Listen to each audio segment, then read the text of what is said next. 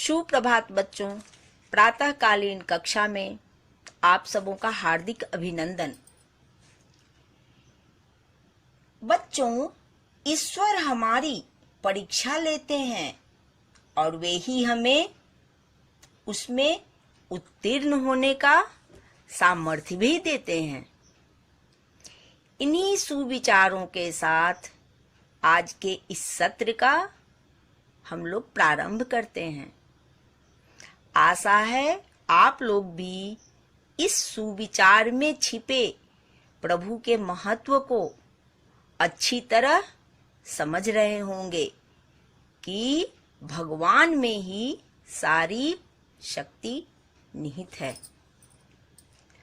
अब चलिए हम लोग पाठ 5 का प्रारंभ करें। ये पाठ 5 क्या है? आर्य समाज के नियम है ना बच्चों।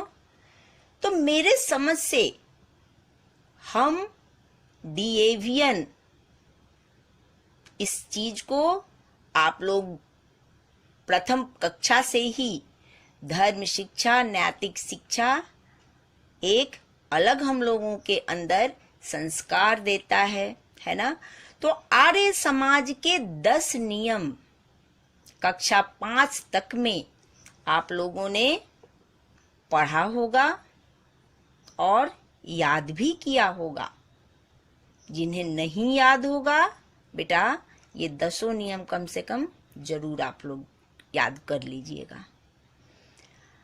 अब ये 6ठी कक्षा से उन्हीं 10 नियमों की व्याख्या हमें जाननी है, पढ़नी है, याद करनी है ना। तो अभी हम लोगों को कक्षा 6ठी में आर्य समाज के प्रथम 2 नियमों की व्याख्या पढ़नी है ना। तो ये आर्य समाज का पहला नियम क्या है?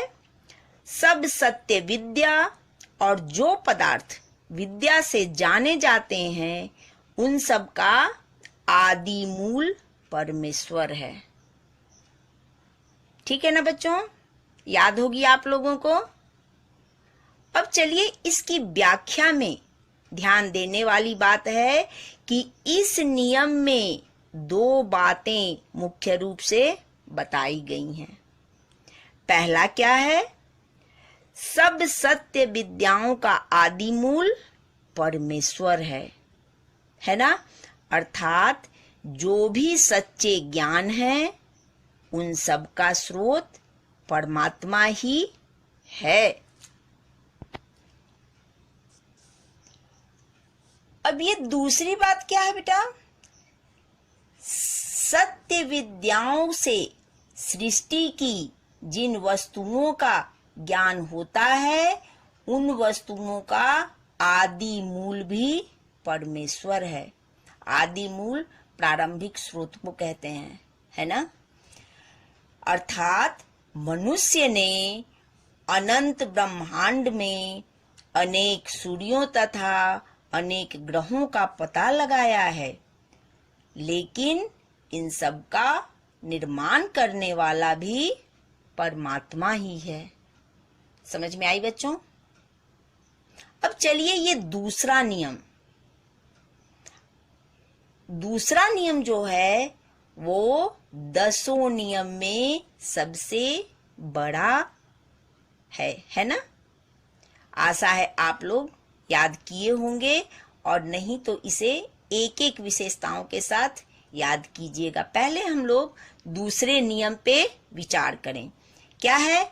ईश्वर सच्चिदानंद स्वरूप, निराकार, सर्वशक्तिमान, न्यायकारी, दयालु, अजन्मा, अनंत, निर्विकार, अनुपम, सर्वाधार, सर्वेश्वर, सर्वव्यापक, सर्वांतर्यामी, अजर, अमर, अभय, नित्य पवित्र और सृष्टि करता है।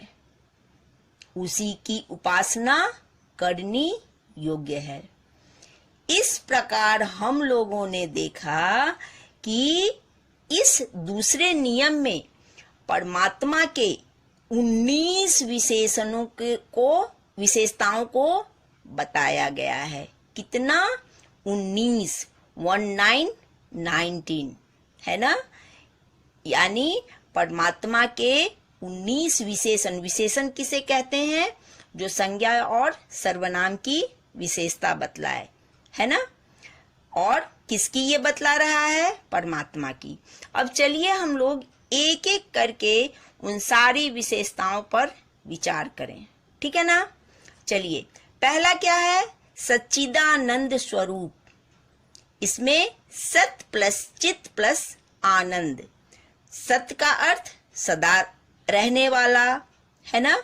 चित का चेतन तथा ज्ञानवान, और आनंद स्वरूप अर्थात जिसका स्वरूप ही है आनंद के रूप में, है ना। इस तरह से सच्चिदानंद स्वरूप। दूसरा है निराकार। निराकार यानी ये साकार का विपरीत। साकार, निराकार, जो कि जिसका कि कोई आकार नहीं हो। तो यानी परमात्मा का कोई भी आकार नहीं है, वो छोटा बड़ा मोटा पतला कुछ भी नहीं है। तीसरा जो है सर्वशक्तिमान। सर्व सबसे बड़ा, शक्तिमान शक्तिशाली, है ना। तो परमात्मा सबसे शक्तिशाली शक्तिमान परमात्मा है। अब आइए, ये चौथा क्या है? न्यायकारी, है ना। प्राणियों को उनके कर्मों के अनुसार फल देना ही परमात्मा का न्याय है। यानी हर प्राणी को उसके कर्मों के अनुसार उचित न्याय परमात्मा देते हैं। पांचवा है दयालु। दयालु से तात्पर्य आप लोग समझ रहे होंगे, ये बहुत ही सामान्य है, यानी जिसके अंदर दया हो, है ना। तो परमात्मा सभी पर दया करते हैं और सभी से प्रेम करते हैं। छठा हो गया अजन्मा।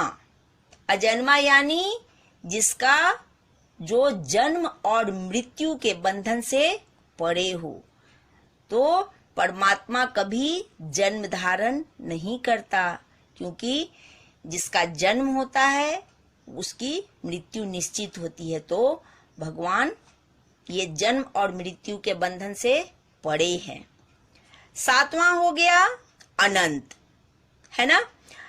यानी परमात्मा का कोई अंत नहीं है। आठवां हो गया निर्विकार। निर का अर्थ है बिना, विकार का अर्थ है परिवर्तन, अर्थात जिसमें कि कोई परिवर्तन नहीं हो, अर्थात परमात्मा सदैव एक समान है, ठीक है। नौवां हो गया अनादि। अनादि अर्थात जिसका कोई आरंभ न हो उसे अनादि कहते हैं, है ना बच्चों। उसके बाद ये 10वां जो है अनुपम। अनुपम अर्थात जिसकी कोई उपमा न हो, है ना।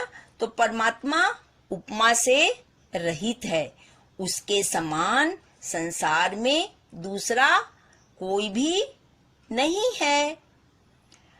11 हो गया सर्वाधार, अर्थात संसार के सभी पदार्थों का सहारा परमात्मा ही है। अब ये 12 जो है सर्वेश्वर, यानी सबके ऊपर शासन करने वाला। तो सबके ऊपर शासन करने वाला कौन है? परमात्मा, ठीक है ना। 13 है सर्वव्यापक, यानी जो सभी जगह विद्यमान हो। परमात्मा संसार के कण कण में विराजमान है ना। ये ऐसा नहीं है कि सिर्फ मंदिर और मस्जिद में ही भगवान होते हैं, है ना बच्चों। तो परमात्मा कण कण में विराजमान है, इसलिए उन्हें सर्वव्यापक कहा जाता है। सर्वांतर्यामी, यानी सबके अंदर स्थित। तो परमात्मा सब जीव जंतुओं के हृदय में विद्यमान है और उनके हृदय की बात जानते हैं। 15 हो गया 15 अजर। अजर अर्थात जरा बुढ़ापे को कहते हैं, तो परमात्मा कभी भी बूढ़ा नहीं होता। 16 है 16वां अमर। अमर इसलिए कहा गया है क्योंकि परमात्मा का कभी जन्म ही नहीं हुआ है, अतः वह अमर है। 17 हो गया 17वां अभय। अभय अर्थात भय से रहित। परमात्मा को किसी प्रकार के शत्रु तथा मित्र से भय नहीं है। 18वां हो गया नित्य पवित्र, है ना, समझ रहे होगे अर्थ।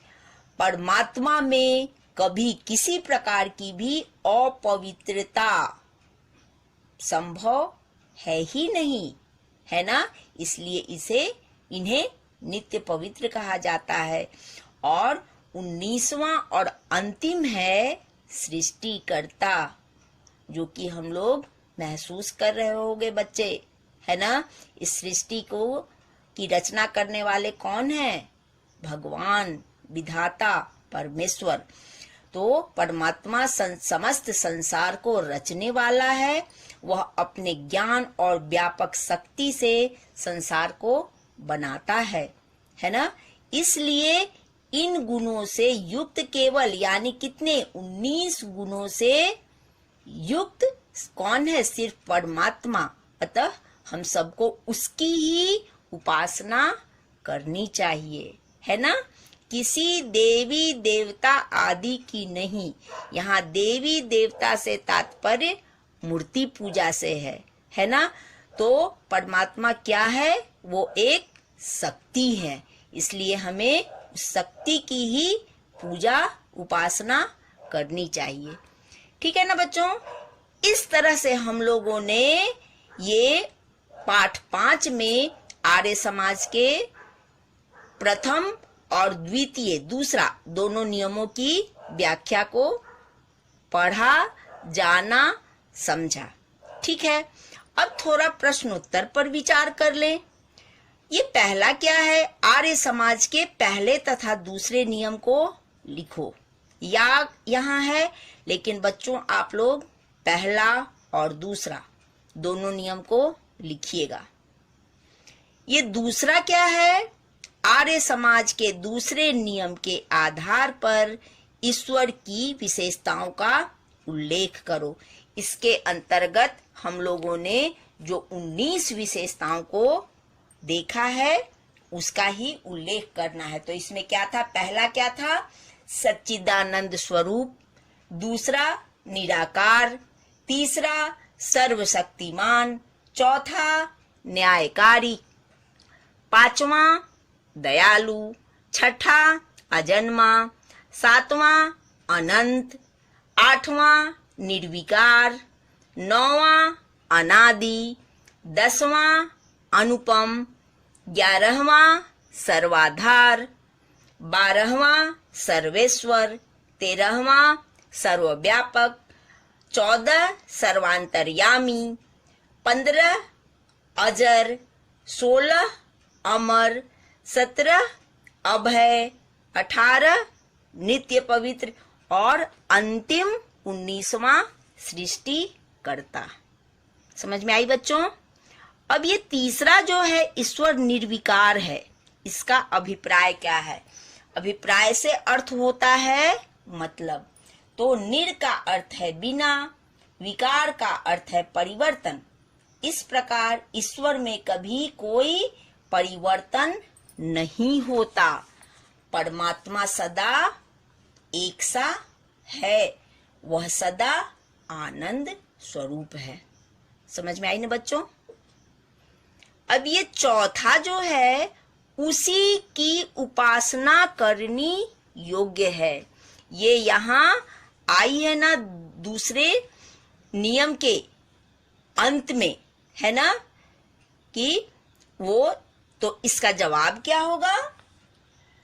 सिर्फ परमात्मा ही 19 गुणों, है ना, अर्थात सारी विशेषताओं से युक्त है।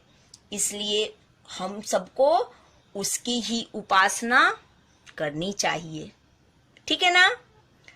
अब ये 5वां है, आदि मूल का अभिप्राय बताइए। अभिप्राय का अर्थ होता है मतलब। तो आदि मूल का अभिप्राय है प्रारंभिक स्रोत। समझ में आई बच्चों ना। इस तरह से हम लोगों ने प्रश्नोत्तर पर भी पूरी तरह से विचार किया। अब आप लोग एक एक करके 19 विशेषताओं का बारी बारी से अभी तुरंत क्लास वर्क में लिख करके दिखाइएगा और उसके बाद एक एक का अर्थ जो है आप लोग इसको भली भांति पढ़िएगा। गृह कार्य में आप लोगों को ये 1 से 5 तक के प्रश्नोत्तर को करके दिखाना है। मैं अभी तुरंत व्हाट्सएप ग्रुप पे आप लोगों को इसका प्रश्नोत्तर मैं सेंड कर रही हूँ। आप लोग इसे अच्छे से लिख करके और तब होमवर्क में, गृह कार्य में जमा कीजिएगा। धन्यवाद बच्चों।